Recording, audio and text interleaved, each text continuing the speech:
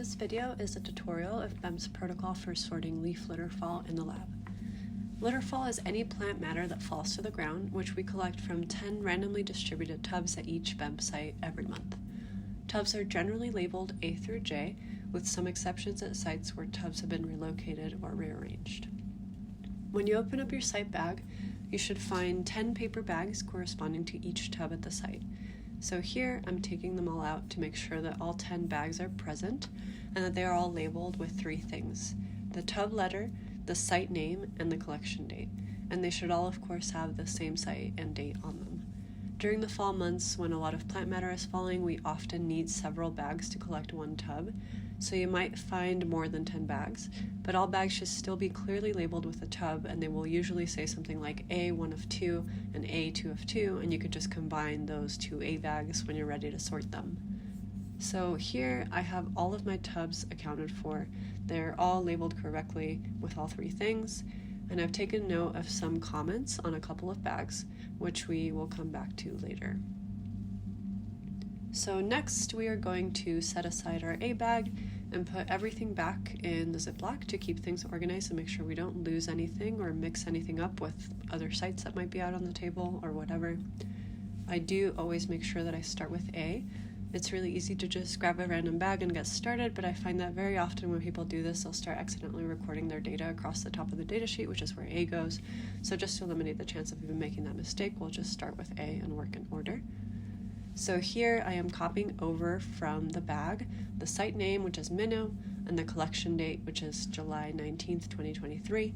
We want to pay extra attention to the year at this point. The litterfall that you're sorting is often not going to be from this year, so just make sure that you're writing the actual collection year. And we're going to write our name down here where it says litterfall sorted by, and today's date goes under sorting date on the right here. Up across this big table on the data sheet, we have all of the different categories that we're going to be sorting by, and they're organized with some different colors.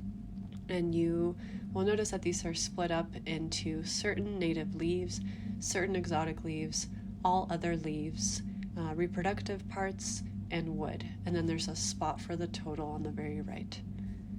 At the bottom, there's a list of reminders that you always want to check before you get started and as you finish up each bag.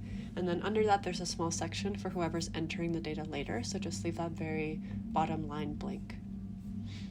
When we take out our scale, we are going to plug it in and turn it on by holding the on, 0, off button on the left. Some of the scales take a while, so just hold it down until the display shows 0.0. And then we are going to check it to make sure it's calibrated. And we're using this little 200-gram weight. And you'll notice that this is a very first reminder down at the bottom of the data sheet. So this is why we always want to check, just to be reminded of these things. If it isn't weighing in at 200, that scale needs to be set aside and recalibrated. So just let whoever you're working with know, and we'll get you a new scale to work with. You're going to need weigh boats, forceps, and a pencil. I will be writing in Sharpie during this video just so you can see what I'm doing, but you should always use a pencil because you will often end up having to erase and rewrite things. So we're going to dump out all of the contents of our A bag into a weigh boat, making sure that we aren't leaving behind any tiny chunks in the bag. The bags do get reused, so any plant matter that's left behind could end up getting wrongly recorded as data for a different site in the future. So as you can see, it's really easy for leaves to get stuck in there, so we really do want to double and triple check that we got everything out. So now we're going to sift through and separate out anything that isn't litterfall before we take any weights.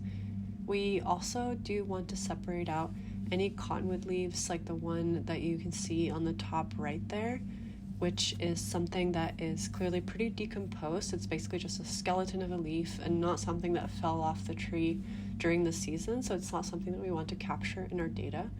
We only sort out old leaves this way with cottonwood specifically, so don't worry about doing that with any other species.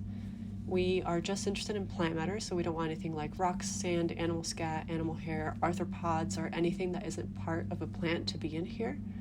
So here I'm kind of picking out all the large pieces of litterfall that are easy to handle, just to see what's at the bottom, and you can see that there is some sand at the bottom that's clearly not plant matter.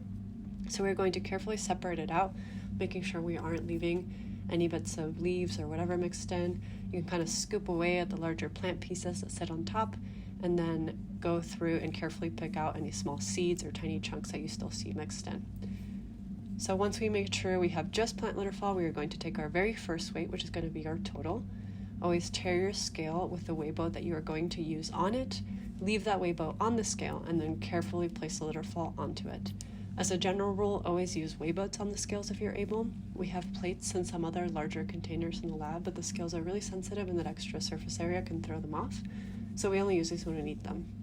Always weigh things a couple of times, and you can see me doing this quite a few times with this particular pile because I was getting some conflicting weights, so I kept double checking until I was getting a consistent 2.9 grams across different boats. And now I'll go ahead and record that under my total weight for tub A here on my data sheet. So next we are going to sort the litter fall into our different categories. When you're in the lab, you will always be working with a BEMP staff person, and you can always ask for help as you're working. And we have some reference collection materials and other things you can use to ID stuff. You should always ask questions and get any guidance you need to figure out what something is. You should also always have a BEMPer double check your IDs before anything goes into the trash at the end. But you can just start by separating out your litter fall into piles of things that look alike. So here I've already sorted out some cottonwood leaves on the top right. I have some woody parts on the top left. And now I'm sifting through these smaller bits and separating out cottonwood repro from tiny chunks of wood and leaves, and I did find a single tiny willow flower down on the lower left. So now I'm taking my individual weights for each category, just like we did for the total. So tearing your scale when you put a boat every time, carefully placing litter fall onto that, and then repeating a couple times with each thing to make sure that you're always getting the same number. So I'm repeating this process for the leaves and the wood. And then one important thing to note is that the sensitivity of these scales only goes to 0.1 grams. So if you have something that doesn't weigh a whole lot, like this willow flower here, it might not register on the scale at all. So I'm running into this, but I do want to document that willow flower was there, and we know that it must weigh less than what the scale can detect, so we're just going to write less than 0.1 grams under willow reproductive parts, just like this. So once we've taken all of the individual weights, we want to go through and make sure that they make sense with the total. So 0.7 plus 0.3 plus 1.8 comes to 2.8, and then plus that less than 0.1 from the willow flower brings us pretty close to what we weighed at the beginning of 2.9. The rule here is that the sum of your individual weights can't be less than your weighed total by any more than 0.3 grams. And then there is another rule that the sum of your individual weights cannot be greater than the total weight either. So if either of these were broken, we would go through and reweigh all of our individual sorted litter fall, which is why we kept it all separated. But in this case, we're all good, so we're just going to mark little dashes through every category that we didn't have. And now we would just move on and repeat all of these steps with all of the other bags.